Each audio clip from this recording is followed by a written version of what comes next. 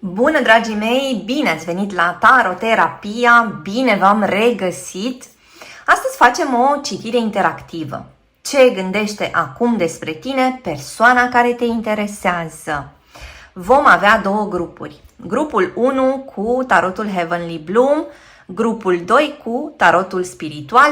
Folosim pentru citirile voastre, de asemenea, acest oracol, oracolul nopții. Înainte de a trece la citirea noastră, am un anunț pentru cei dintre voi pasionați de tarot, vorbitori de limba engleză. Am lansat cursul de tarot intuitiv cu metoda Taroterapia. Cursul este realizat în limba engleză și are subtitrări în toate celelalte limbi. Este un curs practic, aplicat, cu acces imediat. Este un video înregistrat. Învață tarotul în 3 ore și vă aștept pe site pe www.taroterapia.ro pentru a afla mai multe detalii despre acest curs. Întorcându-ne la citirea noastră, avem o citire colectivă, deci vă rog, luați de aici doar ceea ce rezonează. Citirea este fără timp, adică e relevant momentul în care ascultați acest mesaj. Seturile de tarot, oracolul, le găsiți tot pe site-ul www.taroterapia.ro. Și începem acum cu grupul 1. Grupul 1, explorăm împreună ce gândește acum despre tine persoana care te interesează. Începem cu oracolul nopții.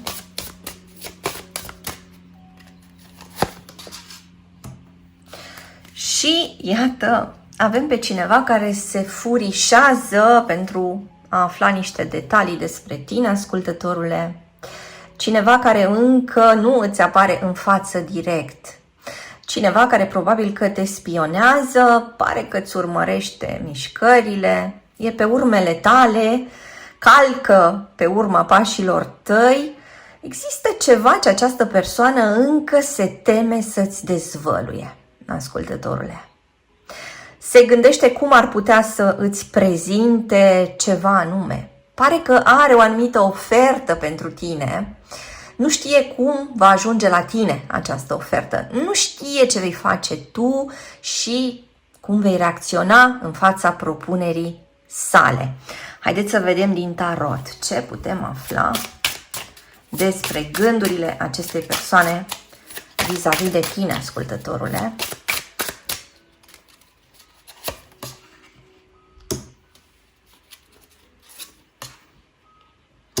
Persoana asta se teme de un potențial refuz din partea ta. Persoana asta are niște temeri care probabil că o țin încă pe loc. Adică această persoană știe că nu poate să-ți vorbească oricum. Știe că trebuie să puncteze niște lucruri care te interesează pe tine, ascultătorule. Știe că trebuie să-ți vorbească direct. Știe că metoda asta de urmărit din umbră și făcut așa strategii pe la colțuri nu este pe placul tău. Probabil că această citire se aplică și pentru cei dintre voi care consideră că nu știu foarte multe despre persoana asta. Probabil că se aplică celor dintre voi care au tot simțit că persoana asta menține pe acolo niște secrete. Probabil că se aplică celor dintre voi care nu cunosc foarte bine această persoană, poate este o conexiune la început sau poate să fie o conexiune mai veche, dar unde lucrurile au început să se schimbe. Și atunci e ca și cum a intervenit ceva neprevăzut și lucrurile sunt destul de incerte în momentul ăsta. Interesant că de la magician și până la roata norocului avem un ciclu complet, de la 1 la 10. Adică persoana asta își închipuie că poate trăi cu tine tot felul de experiențe. Persoana asta își închipuie că există o bogăție foarte mare pe care o poate experimenta în prezența ta. Și bogăția asta se referă, de exemplu, la sentimente. Se poate referi la tot felul de evenimente. În alte cazuri se referă la faptul că această persoană admiră unde ești tu, ascultătorule, din punct de vedere profesional, social sau financiar.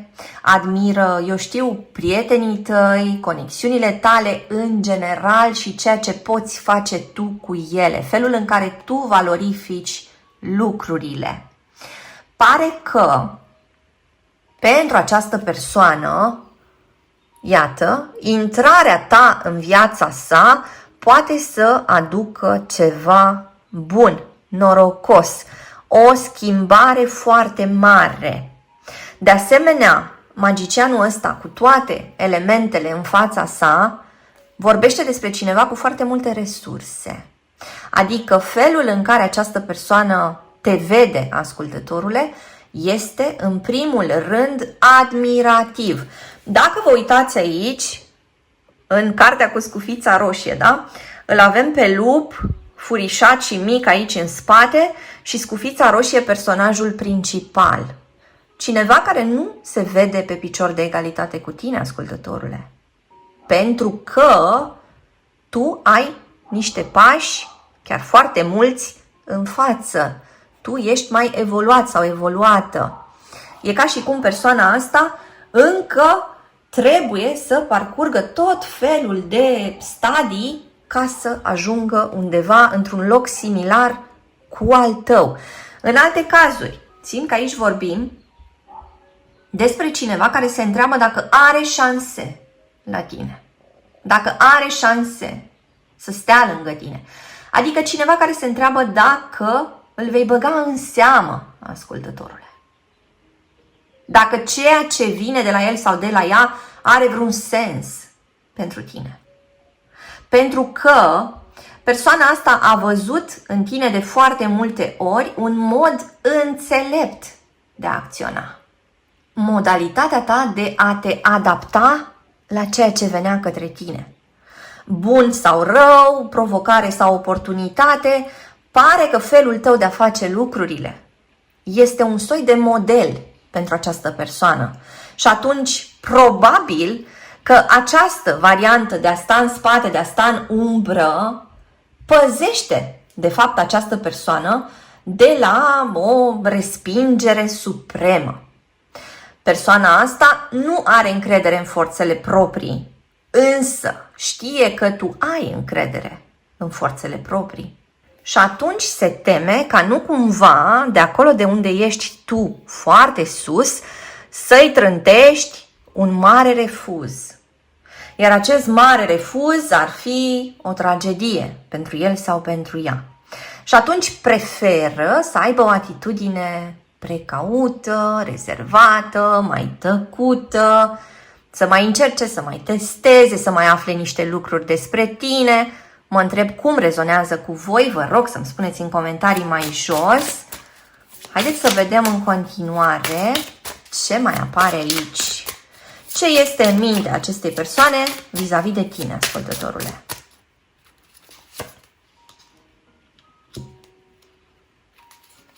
Această persoană se teme ca nu cumva tu să consideri că el sau ea ar fi o opțiune greșită. Iar aici intră în scenă, pentru o parte dintre voi, o persoană din trecutul vostru care închisese ușa, care părăsise probabil terenul relațional sau cineva care consideră că a greșit față de tine, ascultătorule, și care poate să se prezinte din nou la ușa ta. Poate să fie cineva dintr-un semn de apă, pești, rac sau scorpion, ar putea să fie cineva din Capricorn, ar putea să fie de asemenea cineva din Vărsător. Haideți să vedem în continuare.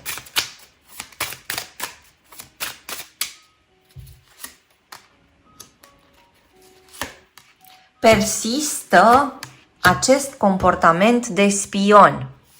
Iată, cineva care lucrează asidu la a afla detalii relevante despre tine, ascultătorule. Pare că întreabă tot felul de oameni, pare că intră pe paginile tale, pare că se uită pe mesajele voastre sau pe fotografiile tale. Este cineva activ, da, și care se ocupă cu a descoperi ce se întâmplă acum cu viața ta. Arcana îndrăgostiților, adică o dorință foarte mare de apropiere, foarte multă atracție din partea acestei persoane. De asemenea, o chimie fantastică pe care o percepe în legătură cu voi doi. Foarte multă fantezie. E ceva ce arde în momentul ăsta în interiorul acestei persoane. Aici avem pe cineva din Gemeni, Fecioară sau Săgetător. Haideți să vedem, explorăm mai departe.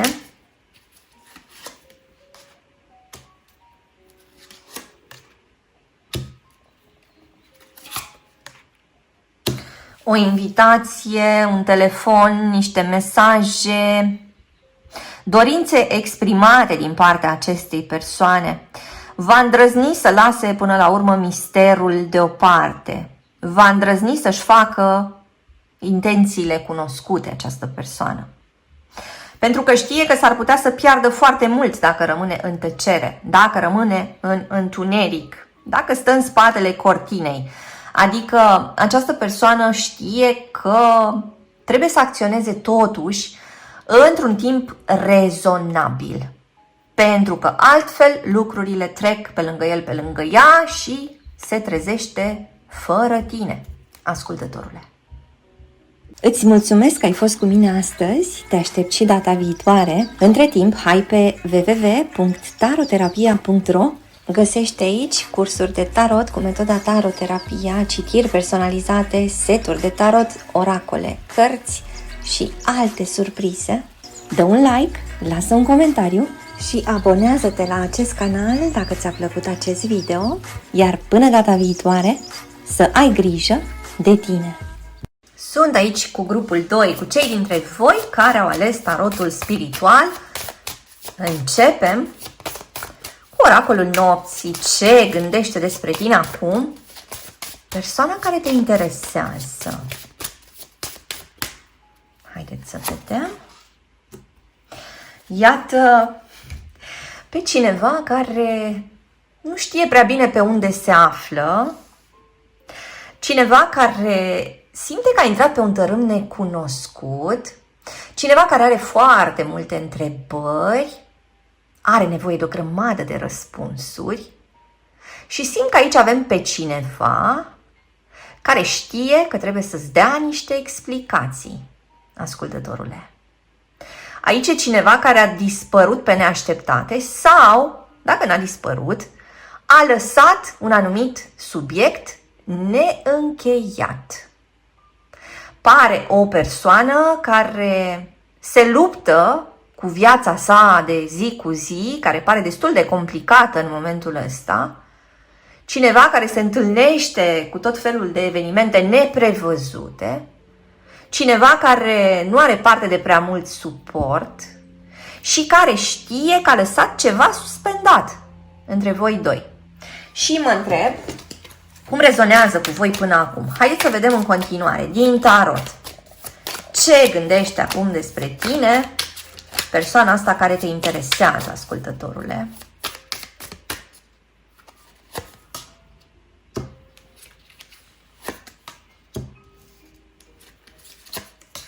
Iată o situație care a fost înghețată, înțepenită, congelată. Mă întreb ce s-a întâmplat aici, dacă ați avut un conflict cu această persoană, dacă cineva a plecat rântind ușa, dacă cineva a tăiat comunicarea, dacă există o lipsă de contact între voi doi în momentul ăsta, care, iată, ar putea să fie întreruptă, pentru că acest soare vine să încălzească aceste bucăți de gheață și această atmosferă neprietenoasă din primele două arcane. Plus că ceva va ieși la suprafață cu putere. Ceva este dezvăluit, ascultătorule. Îți este dezvăluit ceva. Îți este mărturisit ceva după o perioadă de tăcere, după o pauză, după un îngheț din punct de vedere emoțional sau relațional. Avem aici persoane din semne de foc, avem specific pe cineva din leu sau avem o interacțiune dintre două semne de aer sau o interacțiune dintre un semn de aer și un semn de foc. Explorăm mai departe ce gândește acum despre tine această persoană. Iată valetul de săbii care a apărut și la citirea anterioară.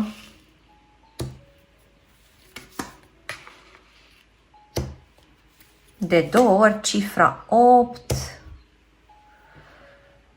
Persoana asta, ascultătorule, va începe să facă niște lucruri în curând. Va ajunge la tine cu un anunț important. Veștile par să fie deja în drum spre tine. Cineva care s-a mișcat și nu prea s-a mișcat. Cineva care a avut o problemă cu ritmul. De exemplu, cineva care comunica foarte, foarte frecvent, foarte mult, adică te trezeai cu o puzderie de mesaje și dimineața, și seara, și pe timpul nopții, și la prânz, și apoi tăcere. Vreo săptămână, 2, 3. Deci cineva care parcă n-a cunoscut, de fapt, energia echilibrată. Cineva care fie dădea pe din afară, fie rămânea închis acolo într-o cutiuță, într-un colț uitat al casei, care se pregătește să-ți spună că s-a gândit la niște lucruri în legătură cu voi doi, că s-au deschis niște porți noi în mintea sa în legătură cu povestea voastră, că a stat, a cântărit, a evaluat foarte bine situația voastră și că trebuie să acționeze. Și până să acționeze, ascultătorule, iată, se înarmează cu informații. Îi este teamă să n-audă niște vești rele din partea ta. Seamănă cu energia de la grupul 1. Acolo aveam pe cineva care se temea de un refuz. Și persoana asta se teme de un refuz. Se teme de un refuz pentru că știe că a făcut ceva ce nu a fost neapărat pe placul tău, ascultătorule. Și spuneam că ceva pare să fie suspendat și că persoana asta a lăsat niște lucruri așa în aer. A plecat și n-a rezolvat ceva. Trebuia să-ți explice ceva și apoi a fost tăcere. Sau a evitat să vorbească despre un anumit subiect care era important pentru amândoi. Haideți să vedem în continuare. Aici mai avem pe cineva din Berbec sau Scorpion.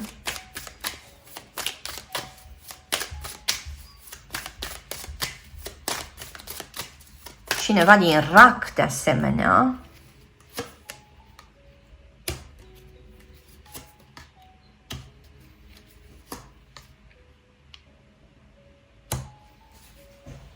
Cineva care ar fi trebuit să aleagă între doi parteneri sau între două partenere.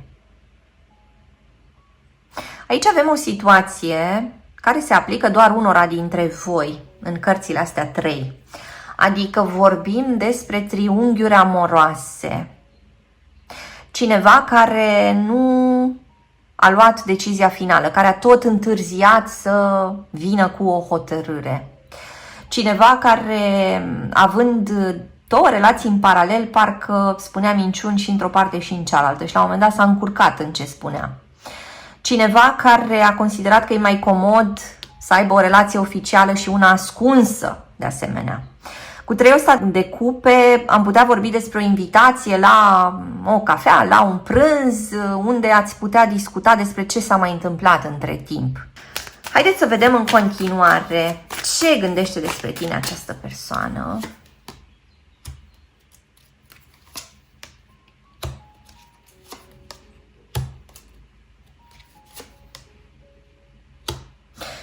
această persoană că se află într-un echilibru foarte, foarte fragil.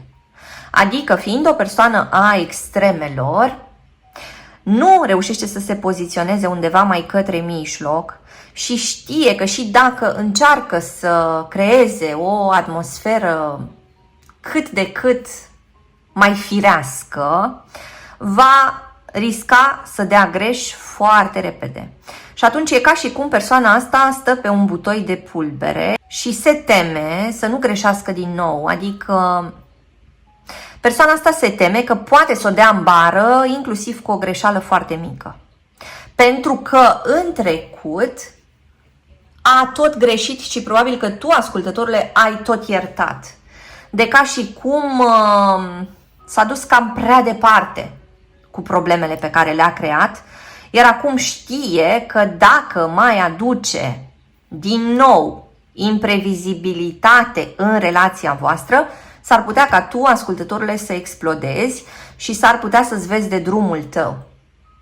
Mă întreb cum rezonează cu voi până acum. Sunt multe arcane majore, ceea ce înseamnă că pentru o parte dintre voi, în perioada următoare, întâlnirea sau discuțiile cu această persoană vor aduce o direcție foarte importantă pentru această conexiune. Îți mulțumesc că ai fost cu mine astăzi, te aștept și data viitoare. Între timp, hai pe www.taroterapia.ro. Găsești aici cursuri de tarot cu metoda taroterapia, citiri personalizate, seturi de tarot, oracole, cărți și alte surprize. Dă un like, lasă un comentariu și abonează-te la acest canal dacă ți-a plăcut acest video, iar până data viitoare, să ai grijă de tine!